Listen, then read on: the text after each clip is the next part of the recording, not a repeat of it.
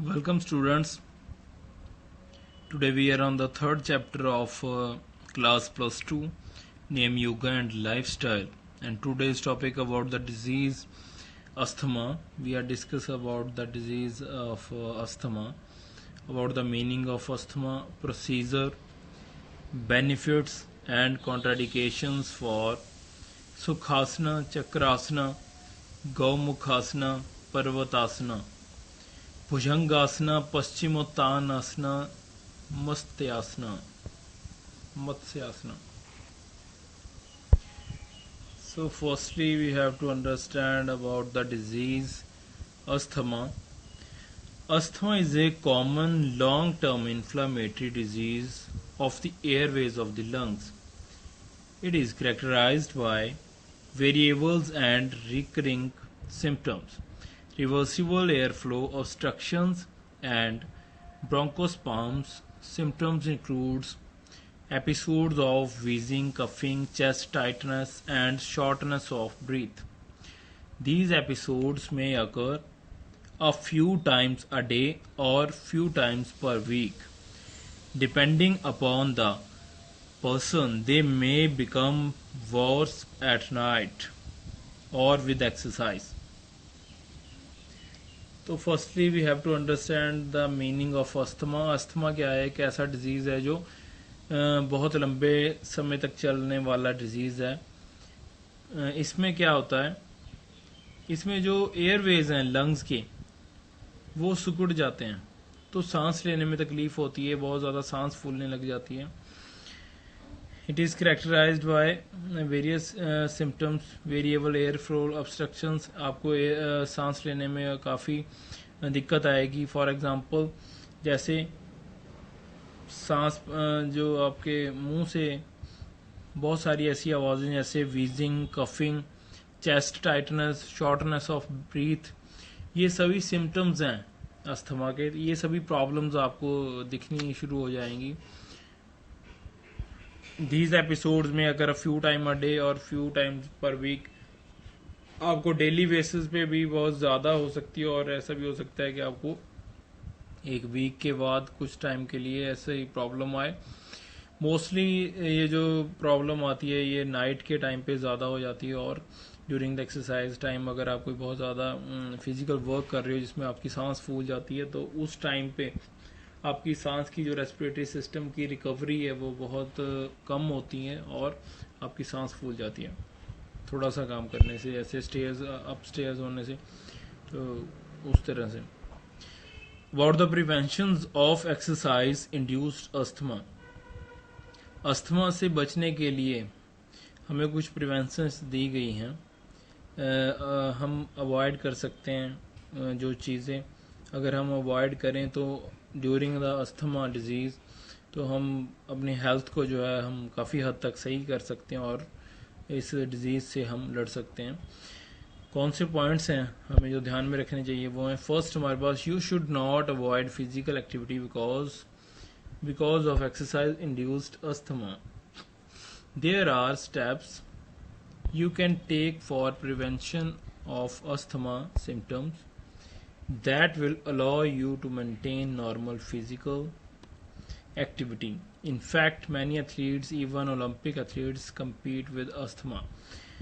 बहुत सारे ऐसे एथलीट्स हैं जो ओलंपिक लेवल पे जाकर भी अस्थमा डिजीज़ के साथ वो लड़ते हैं, लेकिन उनको during the exercise time, exercise start करने से पहले और एक्सरसाइज के टाइम पे और एक्सरसाइज होने के बाद बहुत से ऐसे जो सावधानियां हैं उनको रखनी पड़ती हैं ताकि वो अस्थमा डिजीज़ के साथ साथ वो अपनी एक्सरसाइज को रेगुलेट कर सकें. हमें पॉइंट्स दिए गए जैसे asthma inhalers used prior to exercise can control and prevent exercise induced asthma symptoms. The preferred asthma medication are short-acting beta-2 agonists such as albuterol.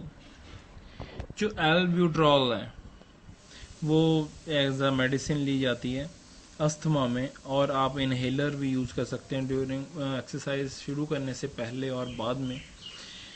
Taken 10 minutes before exercise These medication can prevent the airways from contracting and help to control the exercise induced asthma. ये जो medicine है आपकी help करेंगी, जो आपकी Airways हैं उनको सिकुड़ने नहीं देगी, कंट्रैक्ट नहीं होने देंगी, और आपको जो बहुत सारे आपकी जो सांस है वो ज़्यादा नहीं फूलेगी. Having good control of asthma in general will also help prevent exercise-induced symptoms. Medication that may be a part of routine asthma management includes inhaled corticosteroids. तो आप अच्छी तरह से इसको कंट्रोल भी कर सकते हो अस्थमा को. कैसे? With the help of prevent exercise. वो एक्सरसाइज करें जो इसको अस्थमा को सही करने के लिए आपकी हेल्प करेंगी. Medication that may be a part of routine asthma management, जैसे कि आपके पास है कॉर्टिस्टेरॉइड्स, आप इनहेल कर सकते हो, ये भी हेल्पफुल है. In some cases long acting beta 2 agonist such as Ceravent or Foradil may be added to the treatment. आप बीटा 2 agonist के साथ Ceravent, Foradil भी आप ऐड कर सकते हो.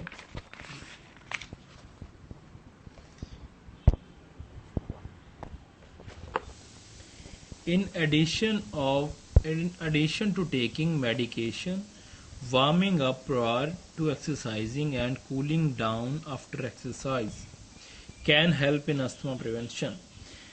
मेडिसिन के साथ साथ को आपको ये भी ध्यान रखना है कि एक्सरसाइज करने से पहले आपकी बॉडी सही से वार्म अप हो, और एक्सरसाइज करने के बाद आपकी बॉडी जो है वो अच्छे से कूल डाउन हो. ये ना हो कि आपकी बॉडी एकदम से आप एक्सरसाइज करने के बाद जो है आप कूल डाउन नहीं हुए प्रॉपरली, तो उस टाइम पे आपको जो है अस्थमा की प्रॉब्लम ज़्यादा हो सकती है. सांस लेने में आपको दिक्कत हो सकती है, आपका सांस ज़्यादा फूलने लग जाएगा.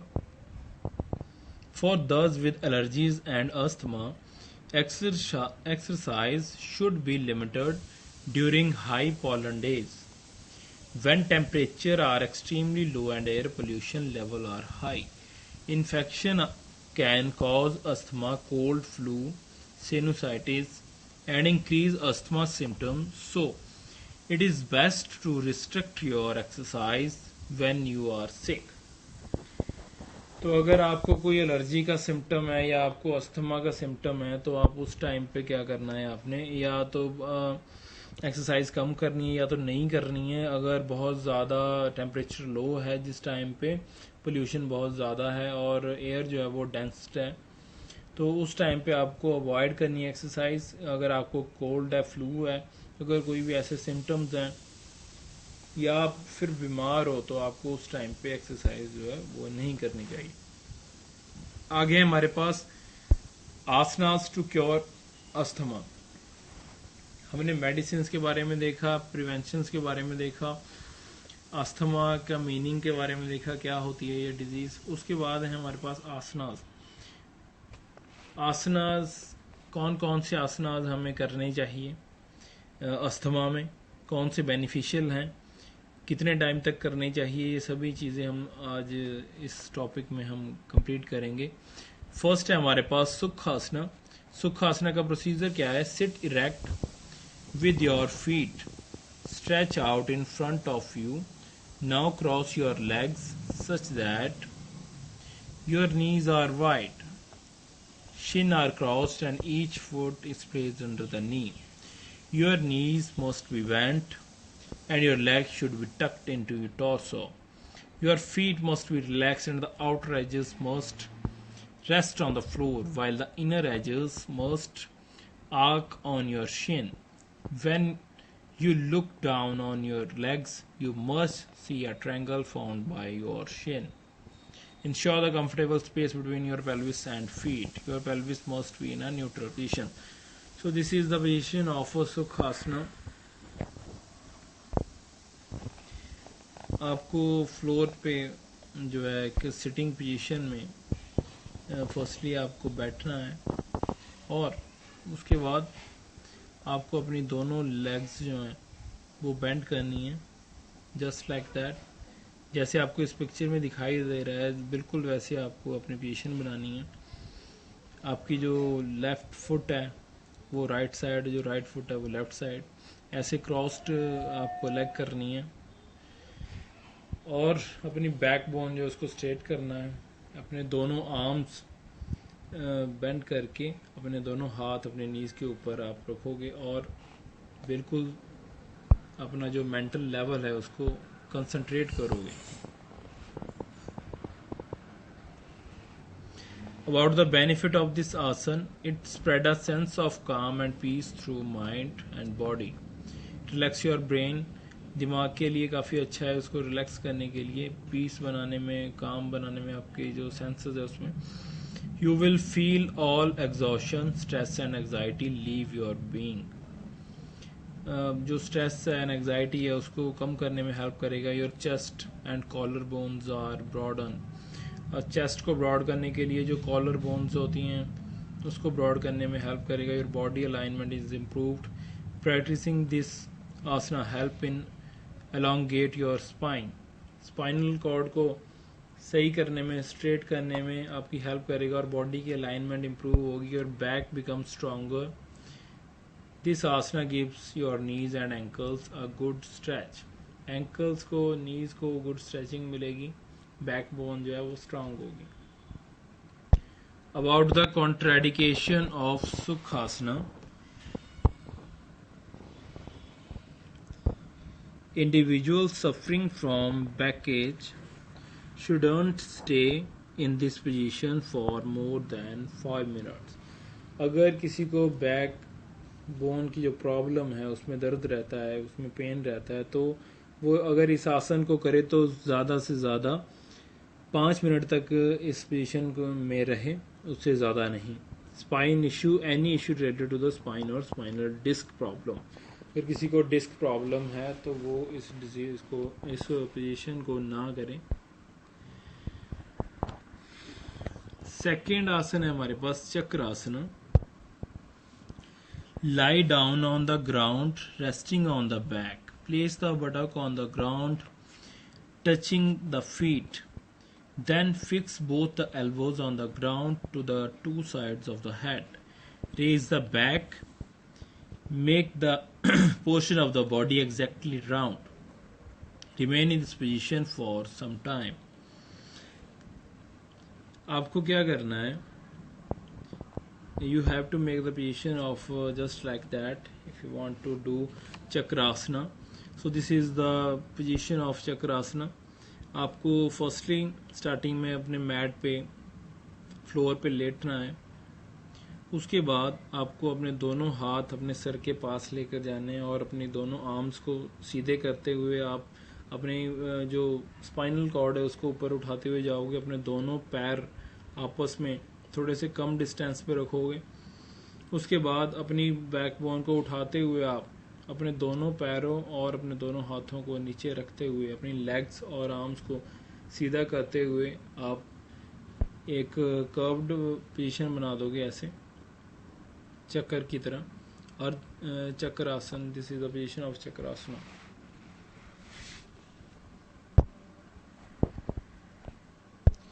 About the benefits, it makes the body elastic and rubber. Old age can be conquered by making the bones, vertebral column and lungs elastic. तो बॉडी में इलास्टिसिटी लाने के लिए, लंग्स को स्ट्रेच करने के लिए बहुत ज़्यादा बेनिफिशियल है। The waist become slim, beautiful and flexible and the chest is broaden. Chest को ब्रॉड करने के लिए, आपकी जो भी शेप है उसको ब्रॉड करने के लिए, चेस्ट को ब्रॉड करने के लिए, शोल्डर की स्ट्रेचिंग के लिए बेनिफिशियल है। This asana reduce fat on the belly, belly fat को कम करने में हेल्प करेगा। Asana reduce central navel region, the junction of 72,000 nerves to its proper position. जो नर्व्स हैं 72,000 के आसपास जो नर्व्स हैं उनको सही जगह पे लाएगा। It removes the gastric disturbance. The thighs and calves are strength, thighs और काब्स को स्ट्रेंथनिंग करेगा। The stretcher is increased by this Asna.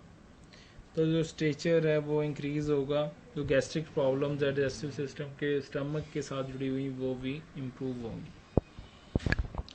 About the contraindication of Chakrasana, people suffering from heart problems should avoid this pose completely and not even the risk the attempt. जो लोग heart problem के साथ सफ़र कर रहे हैं, heart के problems हैं, वो इस आसन को अवॉइड करें. Person who has undergone a cataract surgery, has a history of pressure in the eyes, should not do this asana.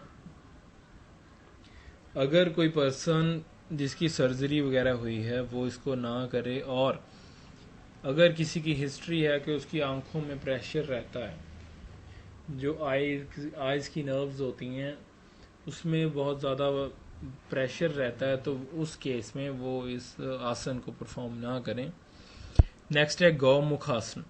Seat on the ground turning the left foot from ahead, touch it toward the back in such a way that the portion of heel touch the anus. Turn the right foot from ahead, and as with the first foot, bring it in such a way that the heel of the right foot exactly touches near the side of buttock.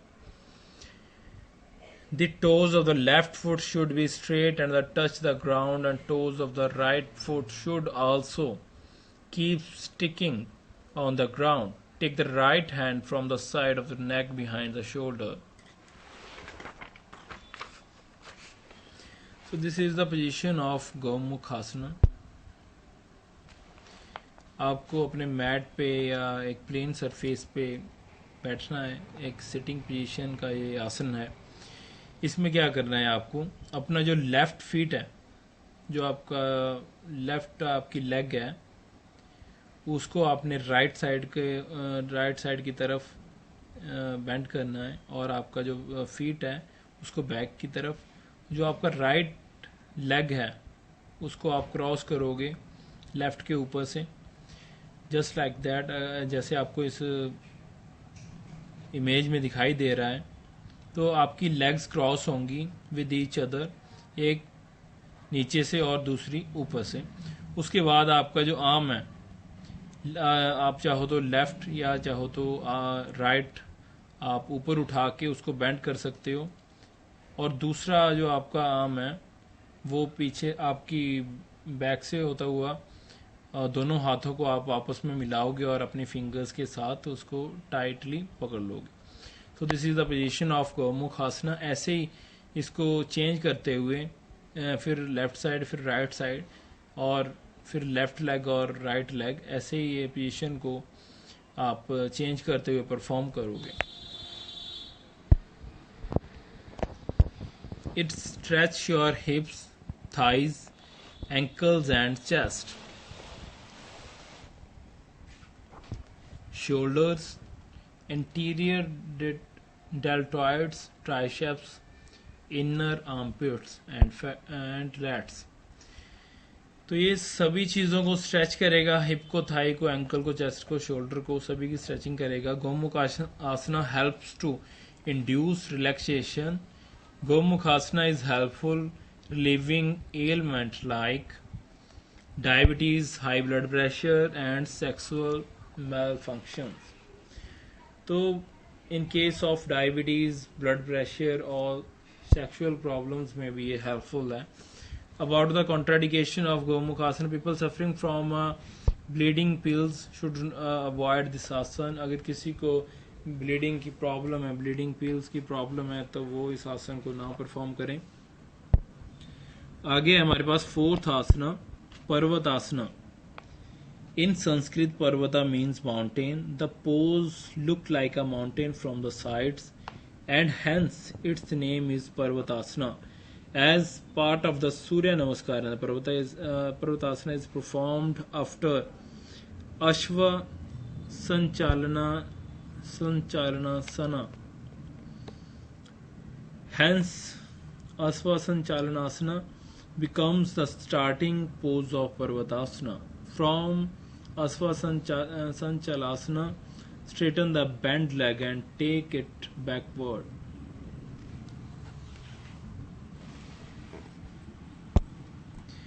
So this is the position of पर्वत आसना. अगर आप ये आसन perform करोगे तो आपकी body की जो लुक आप दिखाई देगी वो जस्ट लाइक पर्वत की तरह आपकी पोजीशन बन जाएगी. तो आप परफॉर्म कैसे करोगे? ये सिटिंग आसन है जो हेल्पफुल है हमारे अस्थमा को क्योर करने में. ये सभी आसन अस्थमा के प्रिवेंशन करने के लिए, क्योर करने के लिए हमारे लिए बेनिफिशियल है. This is the position of पर्वत आसना. आपको अपने मैट पे सिटिंग पोजीशन लेनी है और उसके बाद अपनी जो राइट फुट है वो लेफ्ट साइड, लेफ्ट फुट है वो राइट साइड आपस में क्रॉस करने हैं. और जितना आप कर सकते हो क्रॉसिंग करने के बाद उनको टाइटली पैक्ड करना है. और उसके बाद अपने दोनों हाथ, अपनी बैकबोन स्ट्रेट करने के बाद अपने दोनों हाथ ऊपर उठाकर जस्ट लाइक दैट आपको ऐसी पोजीशन बनानी. This is the position of पर्वत आसना.